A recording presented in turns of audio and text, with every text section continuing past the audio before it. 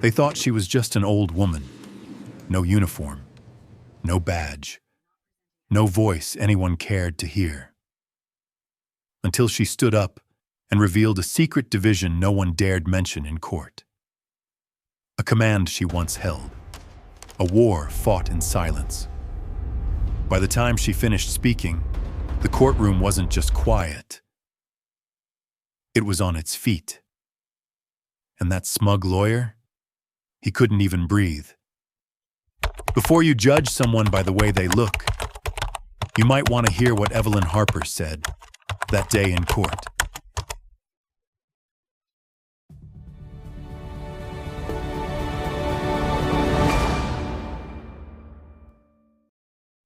Let's go back to that courtroom. The marble walls, the heavy silence, the quiet woman no one saw coming. They thought they were about to close a case, but what they really did was open a file they were never meant to see. And the moment she spoke, everything they thought they knew shattered. The courtroom was full, but the air felt colder than the marble beneath their feet. Fluorescent lights buzzed faintly overhead, casting a sterile glow over oak benches filled with half-interested observers. Law clerks scrolling on phones, a bored bailiff tapping his baton, and lawyers whispering behind manila folders. In the middle of it all sat a woman, small-framed, silver hair coiled into a tight bun, wrinkles like battle lines across her face. She wore a plain gray blazer, no jewelry, no notes, no counsel. Just a worn canvas bag at her feet and a gaze that didn't blink. The opposing attorney glanced at her, then smirked. "Your Honor, with all due respect, this witness is clearly unqualified to testify on matters of military policy. Perhaps her memory isn't what it used to be." A few chuckles, from the clerk's table, from the back bench. Even the judge leaned forward, glancing down his spectacles. "Ms. Harper, we appreciate your willingness to speak. But are you sure you wish to proceed without legal representation?" She didn't move, didn't nod, didn't flinch. Just said, "I'll speak for myself." The court reporter tapped her keys harder now. "Very well," the judge sighed. "Please state your credentials for the record." The attorney folded his arms smugly. "This should be quick." The woman rose, slowly, deliberately, like someone remembering how to walk on land after too long at sea.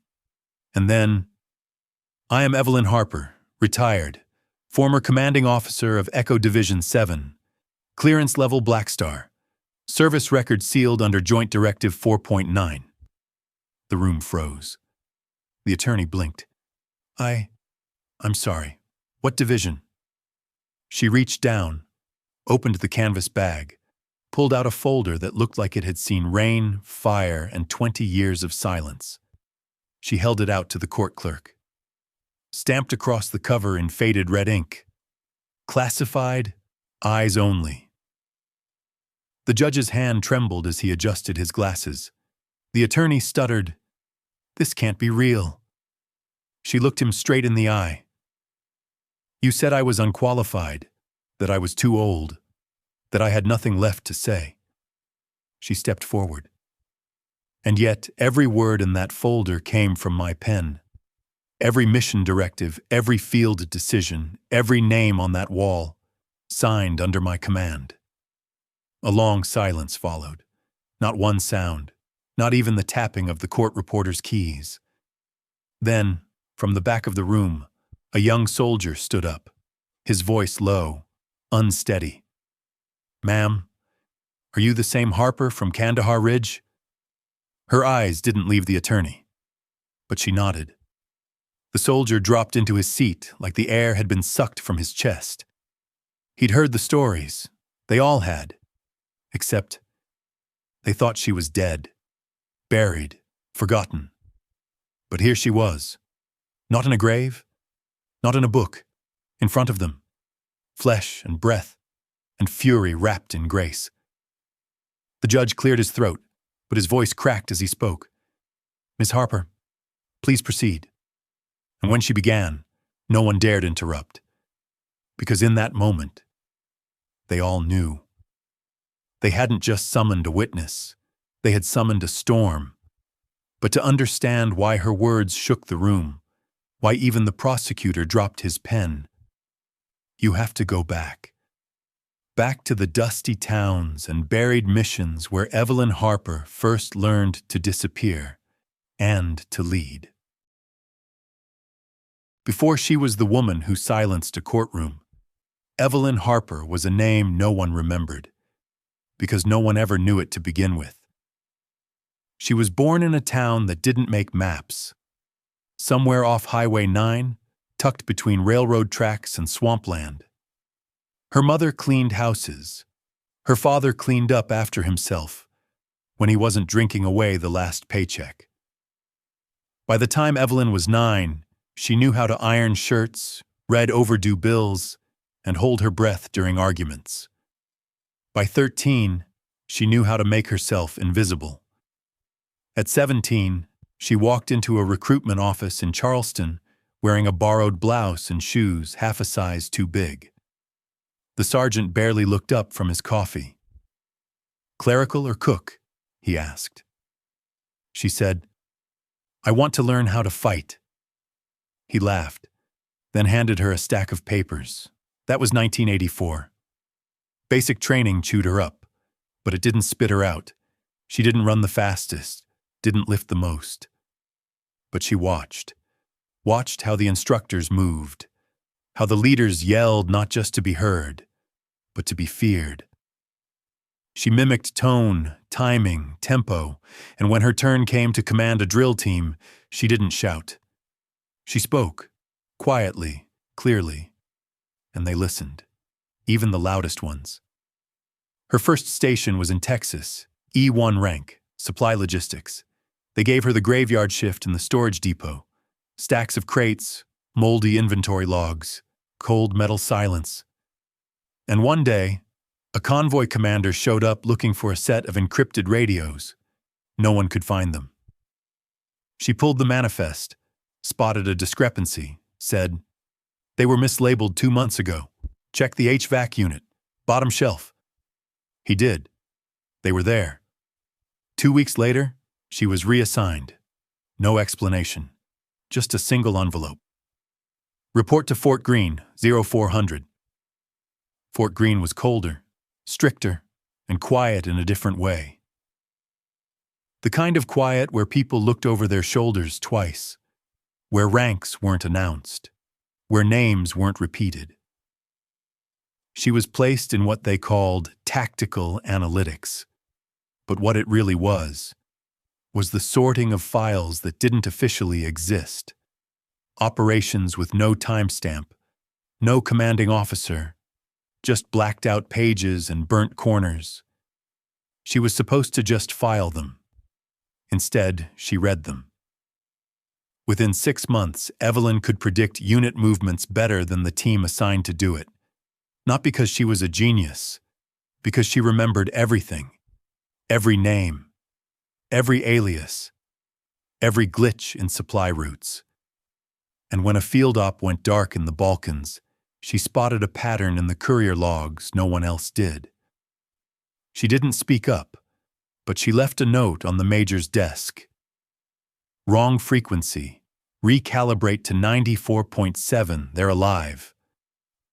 He never acknowledged it, but the next week, she was flown to a classified base in Germany. No goodbye. No orders. Just silence. And an empty bunk waiting.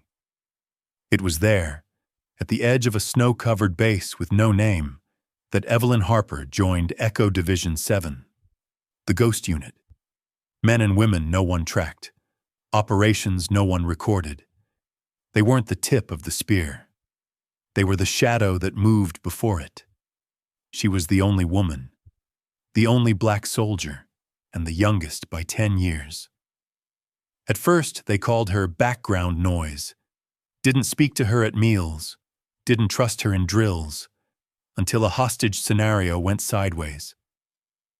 2 senior operatives cornered. One was bleeding out. The comms were jammed. While the others panicked, Evelyn rerouted the satellite link manually, using only topography maps and a wristwatch. Got them out in 7 minutes. No one laughed at her again. They never said thank you. That wasn't how the ghost unit worked, but they stopped ignoring her, started asking her to double-check routes, to review mission timing, to sit in on the debriefs, even if she never spoke. Eventually, they asked her to speak, and when she did, they followed. By 31, Evelyn had led 6 classified operations in 4 countries, each one successful, each one never recorded. Her file was sealed under Joint Directive 4.9, the kind of clearance that came with no medal, no pension, and no homecoming. Only the president and 2 generals knew her name. Everyone else just called her ma'am. But success is loud, even when it tries to be quiet. And one day, in a room with no windows, a man in a civilian suit handed her a clipboard and said, "Promotion denied." She looked at the paper. "No reason listed," she said. He nodded. "Sometimes the reason is the reason." She understood.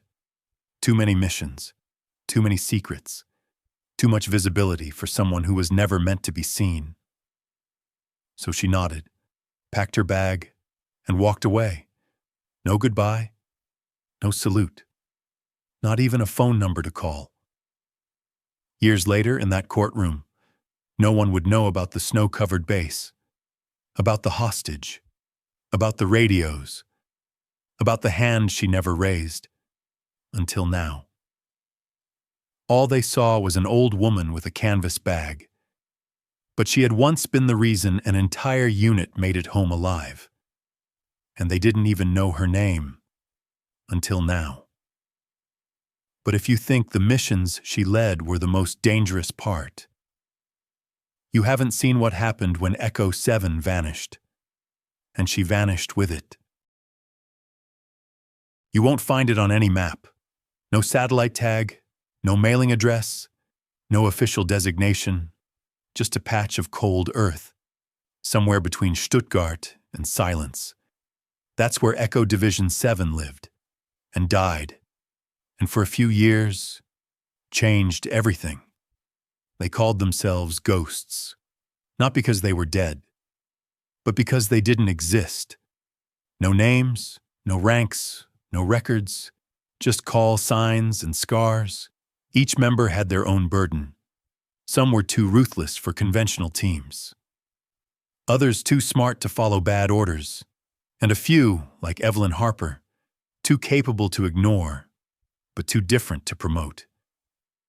They were a mismatch of contradictions, but under fire, they moved like a single breath. Evelyn's call sign was Shade, short for shadow you didn't see coming. At least that's what the unit joked. No one knew who gave her the name, but after Morocco, it stuck. Morocco wasn't supposed to happen. The mission was recon only. Track a rogue contractor who had flipped on a CIA asset.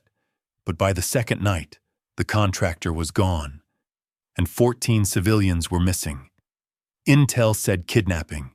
Echo 7 said wrong. Evelyn saw it first. "The vans are moving south, not east," she told the team. "They're not being taken for ransom. They're being moved off-grid, disappeared."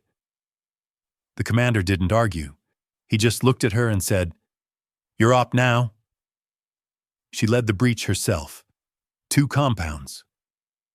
Minimal cover, no air support. Just 6 operatives, 14 hostages, and a timeline that was already too late.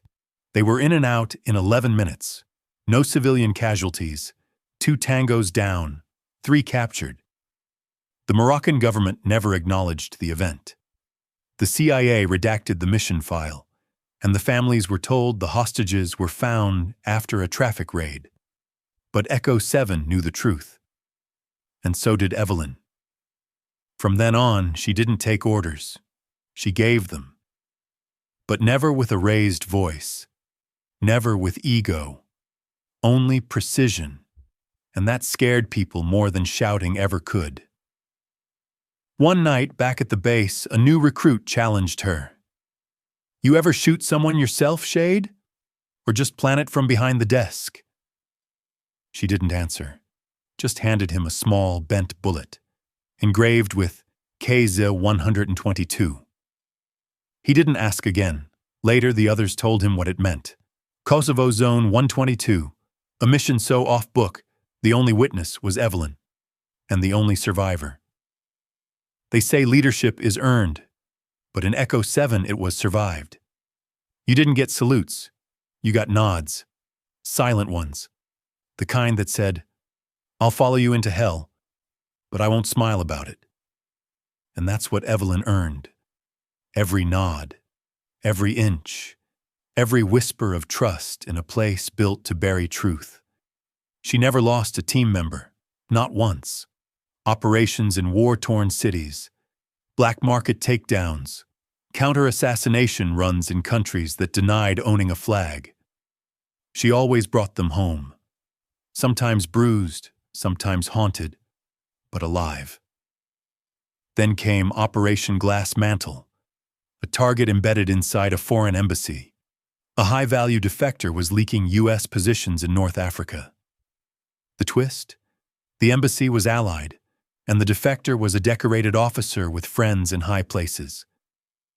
Command hesitated, but Echo 7 didn't. They went in on a 36-hour window. No support, no second chance. They extracted the asset. Silently, efficiently. But someone upstairs leaked the op.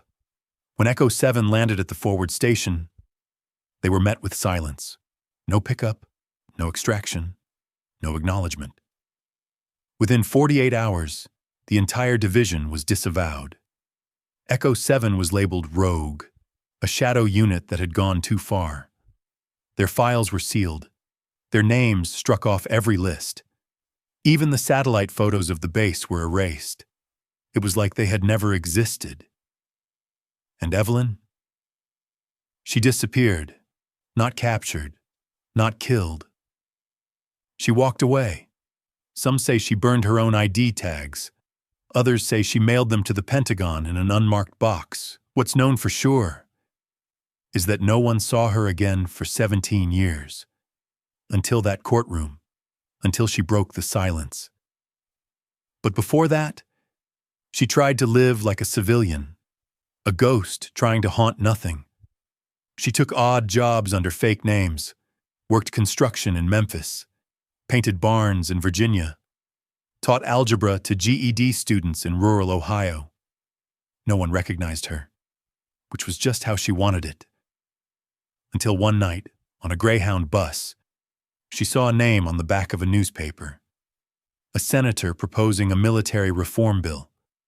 The bill included language copied, word for word, from an Echo 7 mission directive. One that only 3 people had ever seen. And Evelyn was one of them. She folded the paper. Didn't sleep that night. The next morning, she bought a train ticket to D.C. and walked straight into a courthouse, with a canvas bag over her shoulder. But you can't bring ghosts into the light without drawing fire. And once Evelyn Harper showed her face again, someone else remembered. Someone who wasn't ready for the truth she carried.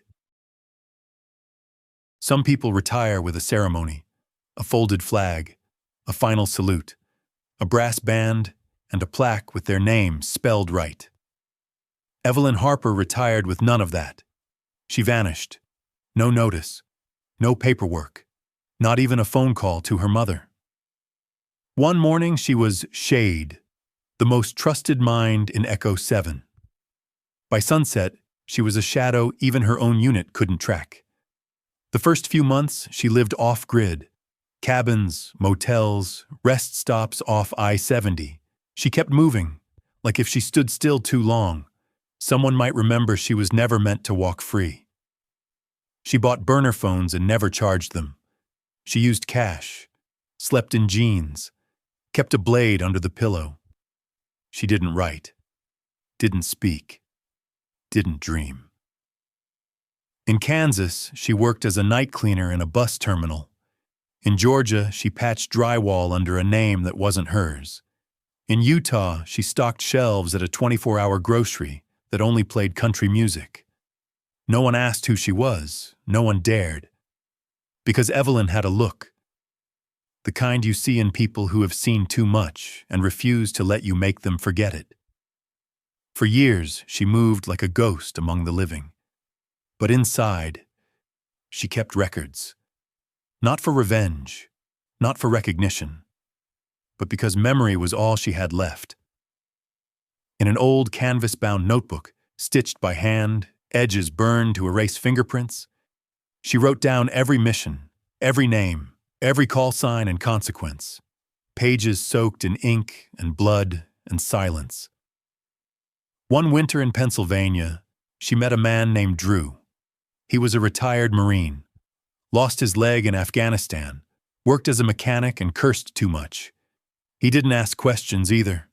But one night, while fixing her car, he pointed at the tattoo on her shoulder. "Echo?" he asked, squinting. She didn't reply. He smiled. "I had a buddy who whispered about Echo 7, said they weren't real." She met his eyes for the first time. Exactly. That night she sat with him on the porch, under a broken porch light, drinking cheap bourbon, and for the first time in years, she spoke. Not much, just fragments, but enough to make Drew lean back in his chair and say, "Damn. And here I thought I was the ghost." She didn't smile, but she didn't walk away either. They saw each other every Thursday after that. No labels, just two people who understood what silence costs. And one day, Drew brought her something, a box. Inside, documents, unmarked. One of them was a transcript, a proposed amendment to a Defense Budget Act, buried in Section 19.7. Language, words that Evelyn had written, word for word. Only one problem. That mission had never been declassified, which meant someone had gone digging and left her name out on purpose. She stared at the paper for hours. It wasn't the theft that hurt. It was the erasure. The idea that they'd take what she bled for and never admit she existed. Drew said, "You could call someone, testify." She shook her head. "No one listens to ghosts," he frowned. "Then maybe it's time you stopped being one." She left the next morning, didn't say goodbye, just left the notebook. First page, "If I disappear again, tell them I tried." She arrived in D.C. on a train full of people going nowhere, wore the same canvas jacket from the Utah winter, carried the same bag she'd carried since Germany. Inside it, the original Echo 7 mission notes, and a classified directive only two people alive had ever seen. The courthouse was gray, cold, and unimpressed. She waited outside for hours. Not because they made her, but because she wanted to. She watched the suits walk in, the interns, the staffers with badges and egos, and she wondered, how many of them owed their jobs to missions they'd never heard of? When she stepped inside, security stopped her. "Ma'am, this line is for scheduled speakers only." She handed him a card. It wasn't a government ID, just a folded note. He read it. His face changed. He stood up straight and called over another guard. Whispers. Then silence. Then the door opened, and she walked in. The room was almost full. At the center, a panel hearing on covert operations transparency. Chairs lined with people who thought they knew what secrets looked like. She took a seat in the back. No one noticed. At least not yet. Until the clerk called her name. "Ms. Evelyn Harper?" A few heads turned. She stood, took her time, walked with a limp no one had noticed until now. As she reached the front table, A senator leaned over to his aide and whispered, "Who approved this?" The aide shrugged. "She's not on the schedule." Another aide added, "She doesn't even have a clearance file." Evelyn sat, placed her bag on the table, opened it, and began to speak. But when Evelyn opened that folder, she didn't just expose a hidden chapter of military history. She exposed the system that tried to erase her. And now, it had to listen. She didn't raise her voice, didn't flash credentials, didn't beg to be heard. She simply opened the folder, and the room began to shift. Inside were pages with codes no one had seen in decades, directives written in her handwriting, operations stamped with clearances above top secret. Some names were redacted, some weren't. Some were dead, one wasn't.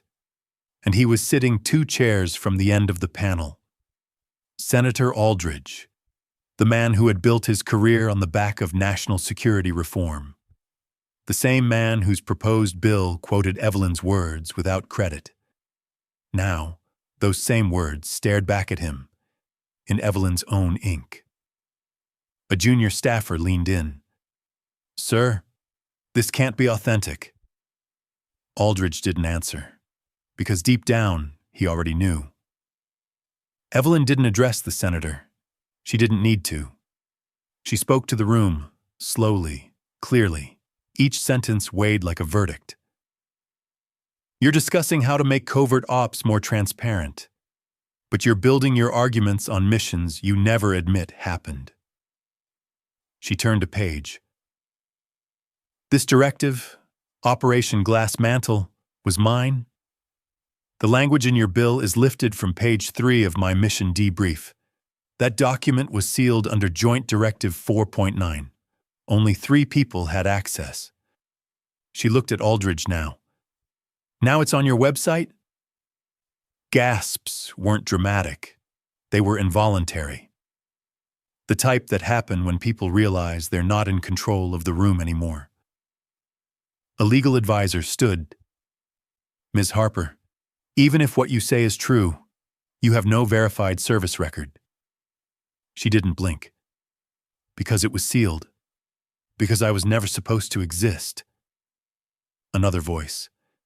"That's not how clearance works." Evelyn tapped the table once. "That's exactly how it works when the government needs ghosts." For a moment, silence. Then murmurs. Then movement. People checking phones. Whispering names they hadn't dared say in years. Someone pulled up an archived photo. A blurred image of a field team exiting a chopper in Morocco. There, barely visible, a woman with a gray jacket, one hand raised, mouth mid-command. Not clear enough to confirm, but enough to shake doubts. Then, a man in uniform entered the chamber. Not scheduled, not announced. He walked straight to the front and spoke without permission. "My name is Major Daniel Ross, retired. Echo Division 7, 2001 to 2005. The room turned. He locked eyes with Evelyn. "You led us through Kandahar Ridge. You pulled me out after I took shrapnel. I've got the piece of metal still in my hip to prove it." He turned to the panel. "And if any of you doubt her, you're doubting everyone who ever made it home because of her." Evelyn didn't move, didn't react, but her fingers, just barely, released the tension on the folder's edge.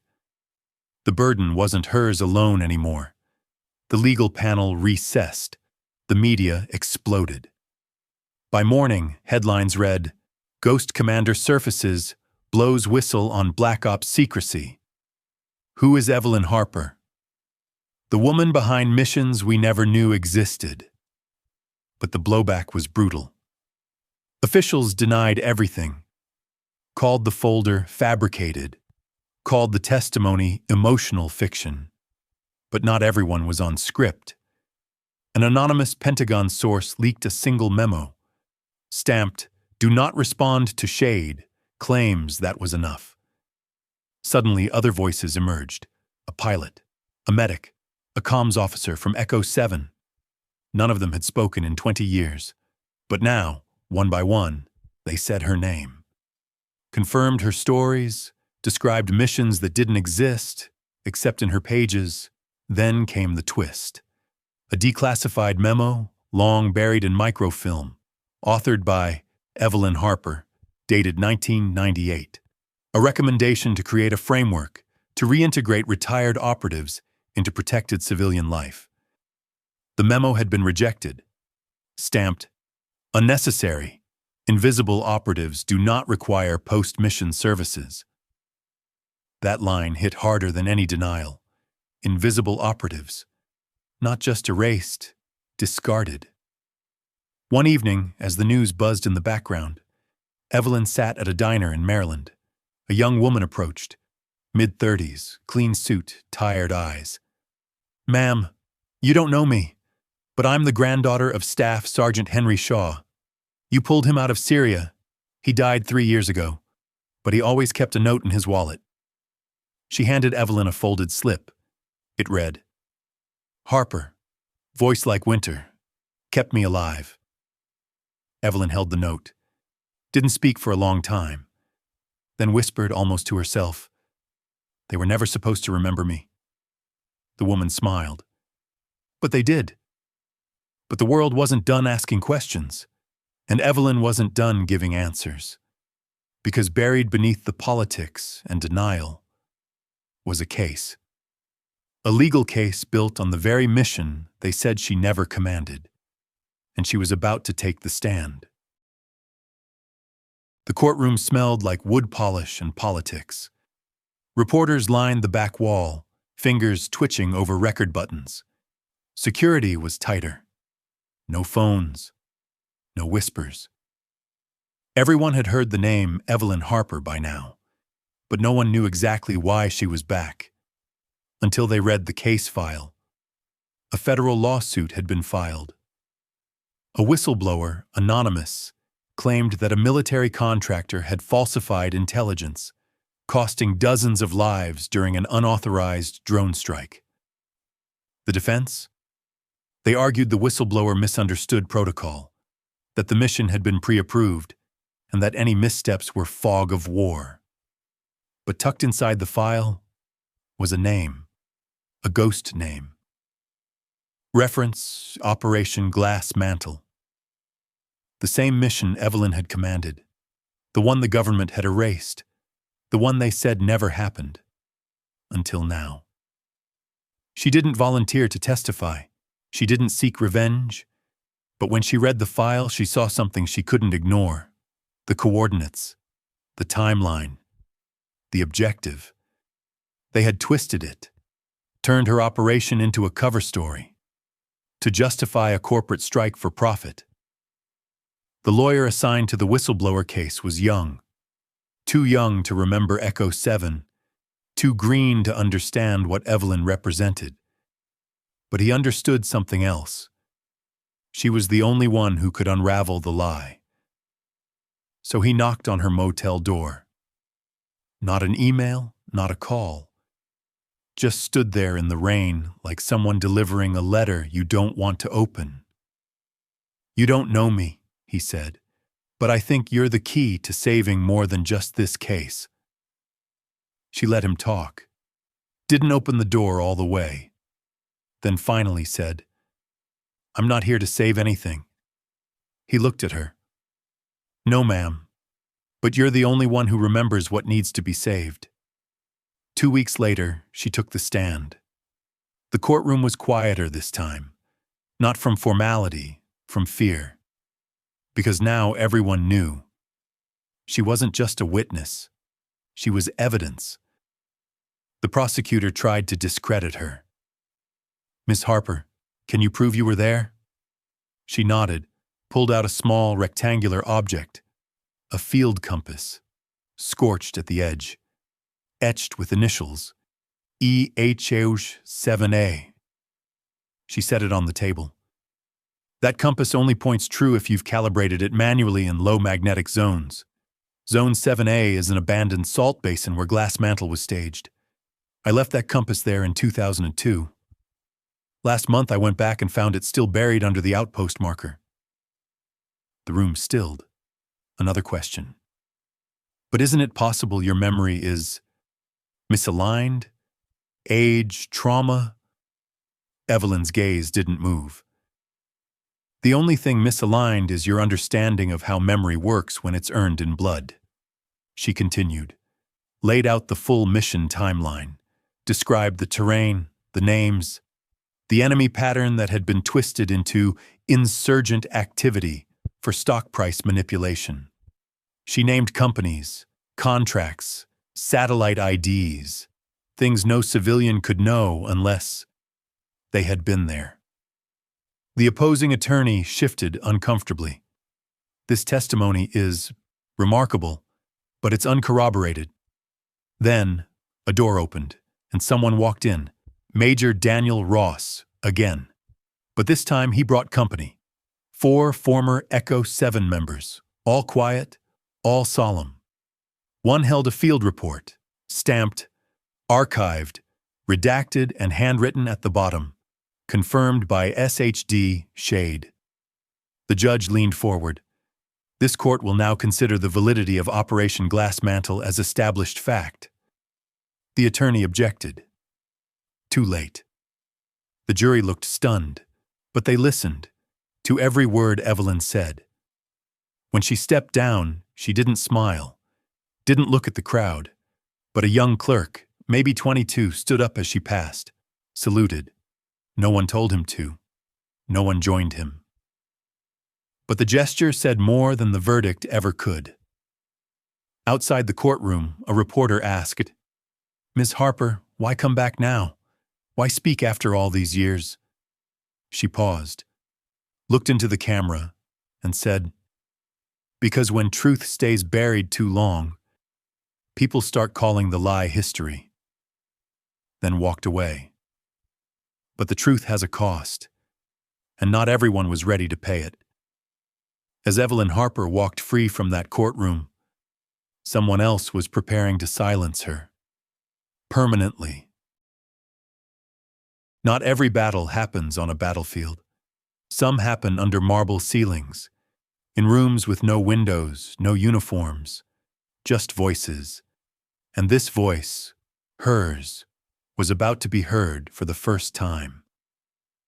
The courtroom wasn't just full, it was holding its breath. Officials from 3 different federal agencies had shown up quietly. Former officers, now gray and stiff, sat in the back rows. Even the judge looked smaller than usual.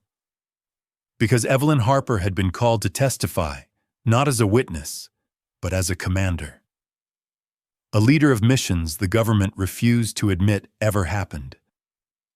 She walked to the stand without looking left or right, wore the same gray coat, same boots from the desert, carried only one thing, a box, unmarked, wooden, scuffed from age. She set it on the table, didn't open it. Not yet.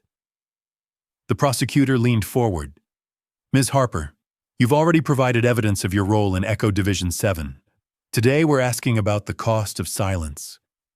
Would you be willing to tell us what happened? Not just in the field, but when you came home?" The room was still. She didn't speak for several seconds. Then, "Coming home is a phrase that doesn't apply to people like us." She glanced around, not at faces, at uniforms, lapel pins, medals tucked under coats, badges that said retired, but not restored. "I served in operations that never existed, commanded soldiers whose names were never etched on walls, and watched my own government bury us under phrases like classified necessity and operational discretion." She tapped the box. "Inside here are letters I was never supposed to keep, from families who never got answers, from soldiers who thought their stories didn't matter, because silence was safer than truth." She opened the box, carefully, pulled out a folder with torn edges, held it up. This is a field report from Operation Wire Shield. It documents our extraction of 4 humanitarian workers held in Mali. The report was shredded in 2003, but I reassembled it, page by page. She placed it down. Next, a photo, blurred, faded. Echo 7, the only known group shot. We burned the negatives, but I kept this copy because I needed to remember their faces. Her voice cracked, just once. Then came a dog tag, bent, blackened. I took this from the uniform of Sergeant Emmett Troy. He stepped on a mine meant for me. I tried to submit him for posthumous recognition. The request was denied because we weren't supposed to be there. She looked up, and that denial was the moment I stopped speaking. The courtroom sat in stunned silence. The judge's pen had stopped moving. The stenographer's fingers trembled. But Evelyn wasn't done. She reached for a final envelope. This is a letter I wrote to myself. Dated August 19, 2007, 5 years after my last mission. She unfolded it, read aloud. If you're reading this, it means you're still alive, but questioning if it mattered. You were trained to erase yourself, to serve in silence. But silence is a war of its own. And today, if you speak, maybe someone else will finally sleep. She folded the letter again, set it back into the box, and looked out at the room. I didn't come here for revenge. I came because forgetting us has become convenient. Because the stories of people like Emmett, like Shade, like Echo 7 aren't in textbooks, aren't in archives, aren't even in memory. She paused, then said clearly, but we were there. We bled. We led. And we never stopped being worth remembering. A tear fell on a reporter's notepad. A juror wiped her cheek without shame. Even the judge looked away for a moment. Not out of disrespect, but because he needed to breathe. Then, someone stood. Major Ross. No words, just a salute. A real one. Straight, sharp, final. Others followed, one by one, former soldiers, young staffers, even a law clerk. No command, just instinct. Evelyn didn't return the salute. She just stood still. Because for the first time, she didn't have to lead the silence. The silence led itself. But standing up doesn't end the war. It begins another kind. The kind fought in offices, policies, headlines, and legacy. Evelyn Harper had been heard. But now, would anyone act? Justice is rarely loud. It doesn't crash through doors. It doesn't shout down silence. It arrives quietly, if it arrives at all. And for Evelyn Harper, it came slower than war itself. 3 weeks after her testimony, Congress voted, barely, to open an independent inquiry into classified unit accountability. The headlines spun it as historic. But Evelyn knew better. Inquiries were where truth went to wait, and sometimes to die. Still, it was more than she'd ever expected. She didn't attend the press conference, didn't give interviews, didn't pose for any photos. She returned to the motel outside Baltimore and sat in the same chair by the vending machine, watching the wind move paper cups along the curb. Her phone buzzed, one of the few numbers that still worked. Drew. His voice was rough as ever. "They're talking about you on every damn channel." She exhaled. "Good." He paused. "You okay?" She didn't answer right away. Then, "I don't know what to do now." That night, a knock at her door. A young man stood there, mid-20s, nervous. I'm sorry to bother you. My name is Caleb. My mom was Corporal Tessa Boone." Evelyn blinked. "Tessa from Kandahar?" He nodded quickly. She never talked much about what happened, but she always kept this. He held out a medallion, Old, faded, with a single word etched into the back. Shade. "My mom passed last year," he said. "But she told me if I ever met someone named Evelyn Harper, to give you this." Evelyn held the medallion like it might vanish. The weight of it wasn't in the metal. It was in the memory. "She saved my life," she whispered. Caleb smiled. "You saved hers first." The next day, she went to Arlington. Not to the front rows, but far back, where the graves had no family visitors, no flowers. She found Sergeant Emmett Troy, laid a coin on his headstone, sat down in the grass, and told him everything. Meanwhile, in D.C., the inquiry dug deeper. They unearthed budget allocations with no recipients, satellite logs that led to nowhere, call signs linked to missions never logged.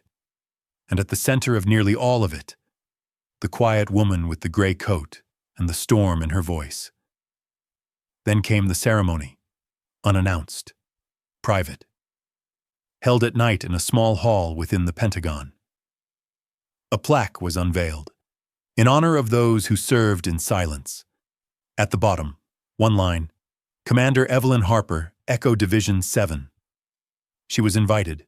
She declined, but sent something instead, her old canvas bag. Inside, the compass, the field report, the torn photograph, and a note. Put these somewhere kids can see them. Not to remember me, but to remind them that not all heroes come back with a parade." 1 week later, the president signed an executive order. Post-service recognition protocol for disavowed operatives. It was the first policy of its kind. Too late for some, but not for all. Evelyn didn't celebrate. She went home. Not to a house. She never bought one. But to a bench in the same bus terminal where she once cleaned floors. Sat down. Watched travelers rush past. Headphones in. Eyes down. She smiled once. Not because she was proud. Not because she was satisfied. But because, finally, someone had looked up. A teenage girl, maybe 16, stared at her from across the terminal. Eyes wide. She walked over. Are you the lady from the hearings?" Evelyn nodded. The girl sat beside her. Quiet. "My brother's joining the army. He's scared. Said they won't see him for who he really is." Evelyn looked at her. "They won't." Pause. "But that doesn't mean he has to stop being who he is." The girl thought for a moment. "Can I tell him that?" Evelyn smiled. "Tell him everything." She never asked for her name to be remembered. She just wanted the truth to live longer than the silence. And in the end, it did. There's a hallway deep inside the Capitol building. It doesn't show up on tours. There's no velvet rope, no gift shop, just silence, and light filtering through high windows like memory itself. Along the walls, plaques, not of politicians, not of generals, but of people history almost forgot. Almost. On the far right wall, newly mounted, a simple bronze rectangle. No rank, no dates, just 3 words. Evelyn M. Harper, Echo Division 7, for those who served in silence. The ceremony was held on a Monday. Rain tapped gently on the windows, like applause that didn't want to be heard. No band, no anthem, just the slow breathing of those who knew what the plaque meant. Not what it said, but what it had cost. Major Ross was there. So was Drew. Wearing a suit that didn't quite fit, arms crossed to keep from crying. Caleb Boone stood in the back, hands in pockets. The medallion his mother had saved, now resting in his wallet. And the young woman from the bus terminal, now in a college ROTC sweatshirt, stood clutching a notebook like scripture. But Evelyn, she wasn't there. She'd asked not to be. Instead, she walked alone that morning, through the National Mall before dawn. She moved past monuments carved in stone, names in capital letters, legacies written by others. She paused once, at the Vietnam Wall, touched a name, and whispered, "You still matter," then kept walking. By noon, she stood at a cemetery. Not a military one, a forgotten one. No rows, no flags, just a patch of land behind a crumbling church where 3 Echo 7 operatives were buried under aliases. She knelt, pulled something from her pocket, a small chisel, carved one word into a bare stone: known. Back in D.C., the final speaker at the ceremony stepped up, an archivist, old, soft-spoken. He read from a letter recently donated to the National Archives, found among Evelyn's effects. It read, "Legacy isn't about being remembered. It's about refusing to be erased. If a single voice can outlive silence, then no war was truly lost. I am not here to be honored. I am here to finish something that was always unfinished. The story." That night, the Capitol lights stayed on a little longer. Not for spectacle, not for headlines, just in quiet solidarity, as if the building itself understood what it meant to be silent for too long. Evelyn returned to her motel that evening, packed her bag, left the key on the table, and walked out without looking back. Where she went next, no one's sure. Some say she moved to a cabin in Montana. Others say she trains young veterans in Arizona. A few say she disappeared again, by choice this time. But a photo surfaced months later. Grainy, taken on a disposable camera. A woman with silver hair walking alongside a boy in a hoodie, pointing at something in the distance. In the background, a new training center. The sign read, "Echo Initiative, Harper Facility." She never claimed it, never gave another speech, never asked for credit. But now, her name was etched in stone, filed in history, spoken in classrooms. And when recruits in secret units are told the old stories, when they ask, "Did she really exist?" someone always answers, "She never wanted to be remembered, but she made it impossible to forget her." There are names carved in marble, and there are names carried in whispers. Evelyn Harper was never given a parade, but she marched through history anyway. She wasn't a hero in headlines. She was a protector in the shadows, a voice buried beneath layers of policy and silence, until she spoke, and when she did, the world finally listened. Not to her pain, but to her purpose. And in the end, that was more than enough. The screen fades to black. Then one line appears, dedicated to those who served without recognition and spoke when it mattered.